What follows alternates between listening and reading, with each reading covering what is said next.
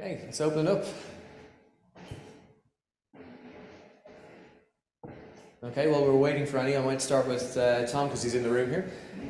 On royalties, interesting topic at the moment for NFTs. There's been a lot going on in the content creation space around the promise of royalties, but now not delivering because marketplaces are suddenly saying, actually, we can make more money if we start putting out royalties. So there's this war between OpenSea and Rarible and Blur and other marketplaces. So how do you think that will pan out in the approach that you're looking to do? Yeah, I mean, firstly, I think that it's partly the OpenSea model and the Rarible models, which were kind of the inspiration for doing something a little bit different, right? I never really understood the whole kind of Bored Ape cartoons going for millions and people getting royalties off that.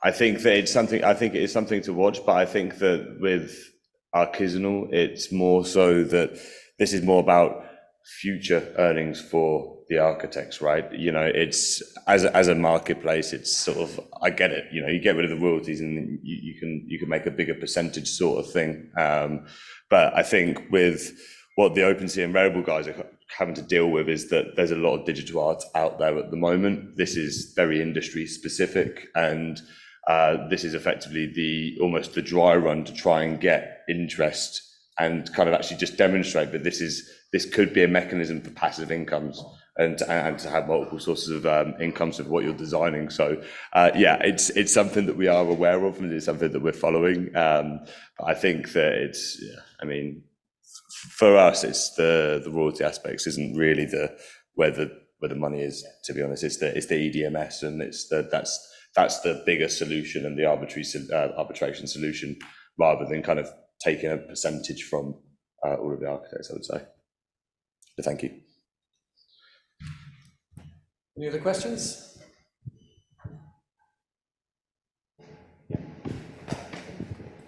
I would follow up a question to Tom. So I'm an architect from the background, so your idea is just great. I mean, I've thought about this myself when I started my PhD study, and I'm doing blockchain for information management. So I would just have some few practical questions, like, so like architects could basically upload the models or the, I don't know, floor plans as well. Like, what would be required to like put on your platform?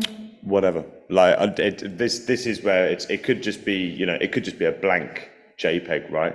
And then the metadata itself is kind of that's the important thing. So it's like I say, for the creative kind of MVP bit, that would be more, say, you know, like a 3D like model, which you see like the Mid-Journey and the Stable Diffusions type stuff, which is going around at the moment.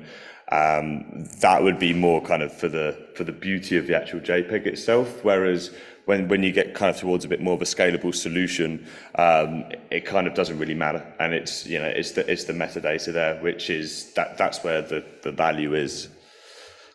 Okay, but that would be like completely for free. So like architects could upload the NFT, like, yeah, whatever they have for free, and then the users could buy it or. Yes, absolutely that. And in the first instance, the problem which we are trying to address is that, you know, what's stopping anybody turning up and saying, hey, I'm an architect, I'm an engineer, you know, let me upload, sort of thing.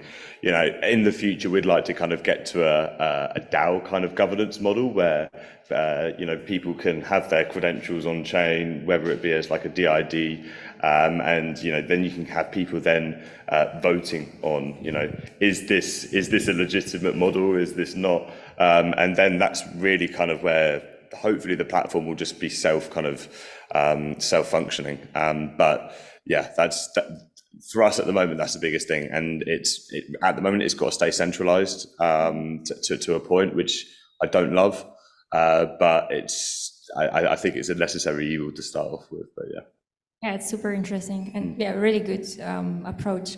And how would they, like, because NFTs are unique, so like let's say you create one design and somebody buys it, then it wouldn't be available to anyone else, right? So like, or you would have to create exactly the same model and sell it again, or would it be possible to share NFT or? Yeah, correct. No, I see what you're saying.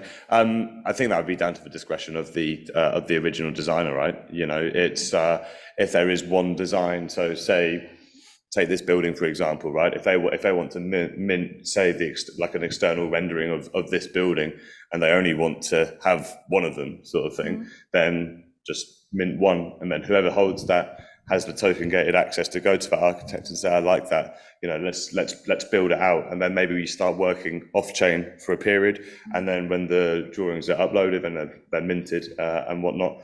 But yeah, I think that would really kind of be how it works, but then further down the line that might change. Okay, and one last question. No, sure.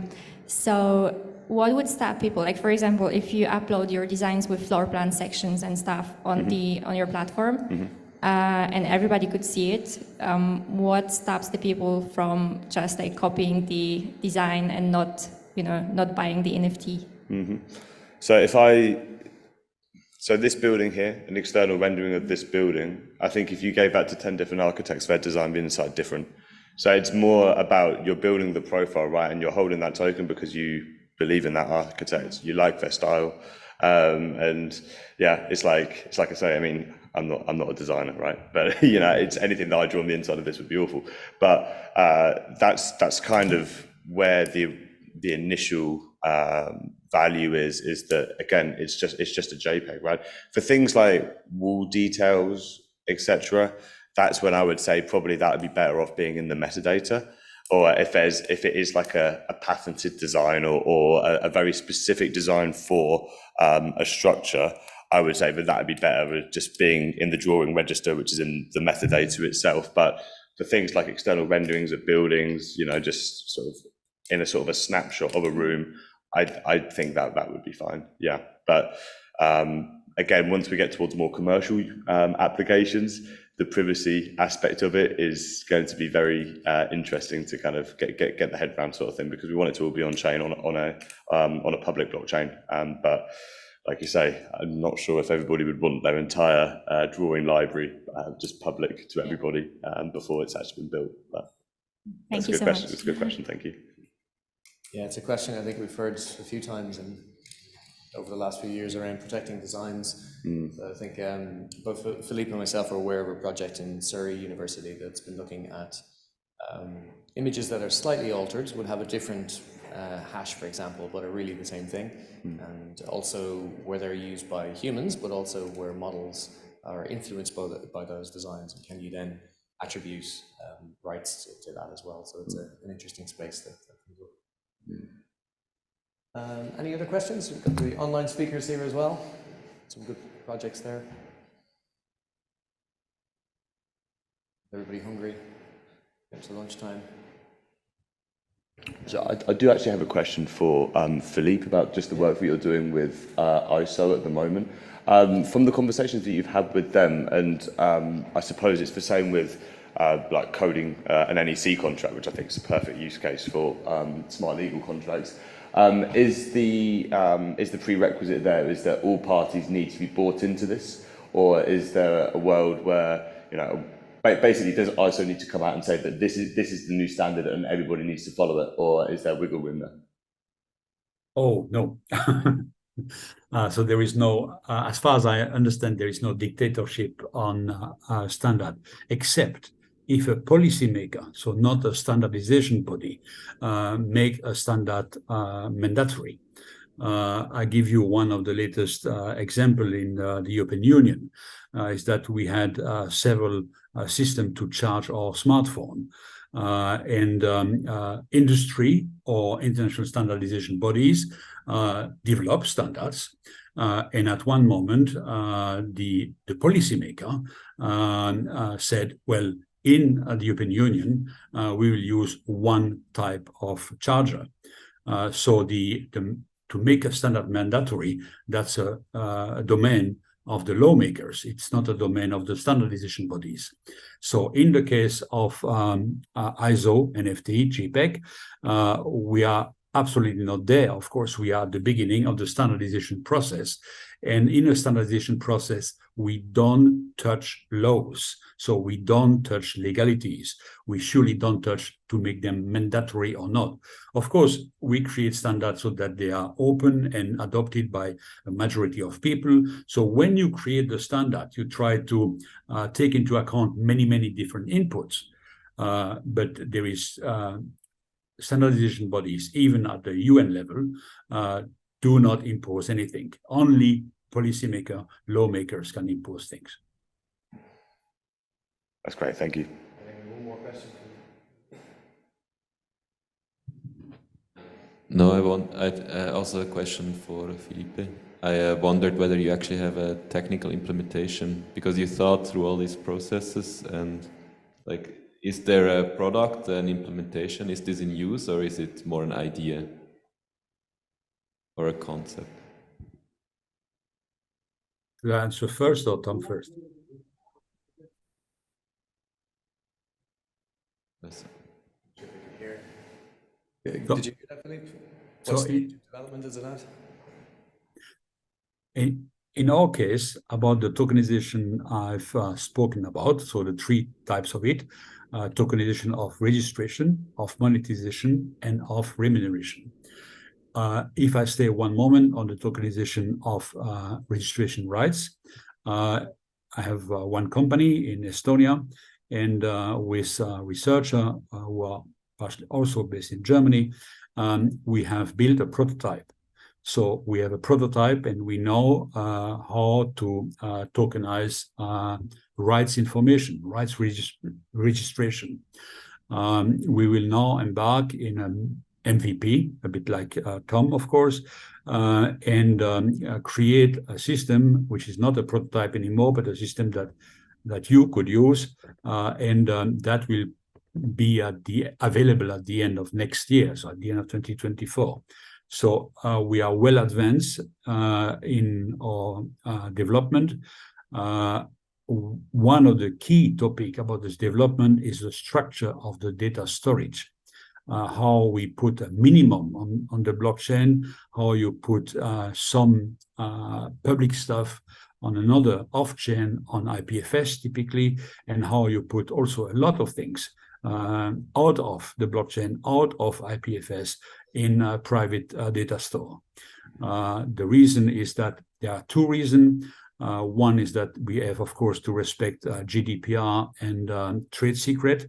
The other reason is that, as you know, smart contract or coded smart contract must have legally all the same aspect as traditional contract, which means they must be revocable and they must be amendable. So a big part of our development research to make the prototype, etc., was to come to a data structure, a storage structure, which make legal sense.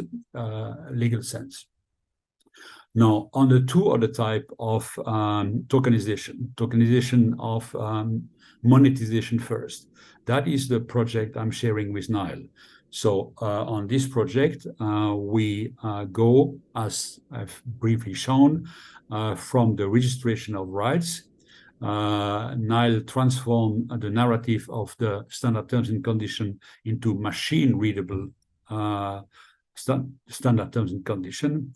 And then we can create smart contract and tokens for the remuneration. So here we are in research development mode. We need to complete this by the end of this year or very early next year. And we are using three test cases, one in the music industry, and two in reality in the music and in the film industry.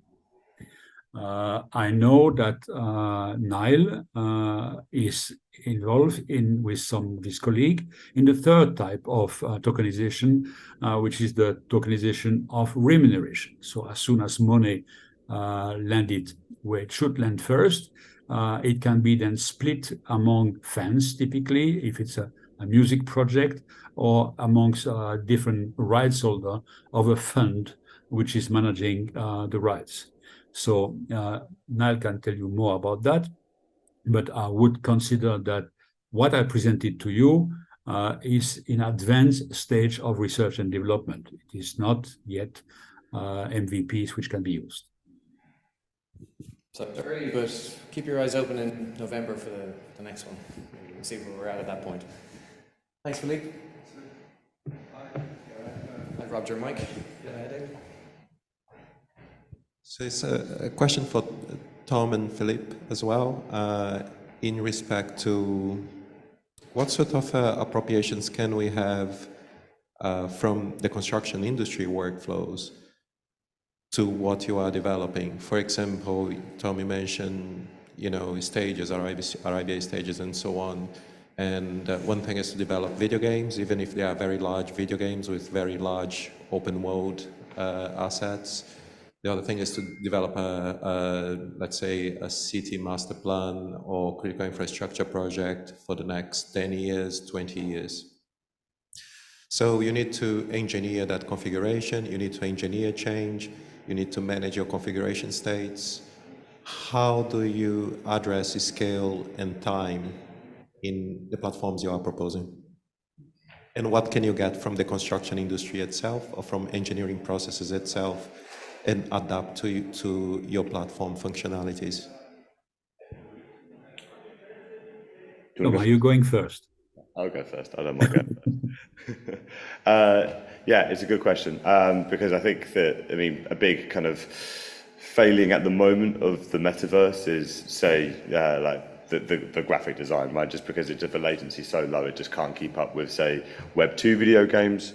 So I guess it's the question kind of transferring that over to, say, like a BIM model, for example, right? Maybe in the future there'll be a world where the entire model can live on-chain in a metaverse kind of environment, and the NFTs can kind of be subbed in and out, and then that can kind of be your method of clash detection, perhaps. Right now, I would say, the short-term solution would be to keep the BIM model off-chain, and perhaps you just sell each individual components of a drawing on-chain. But then you've just got maybe the hash reference, which is then pinned against the BIM model. But that's not a perfect solution. And again, it kind of creates a world where there's an element of double work, and then you've got to have somebody kind of just checking the two hashes to make sure that they're the same.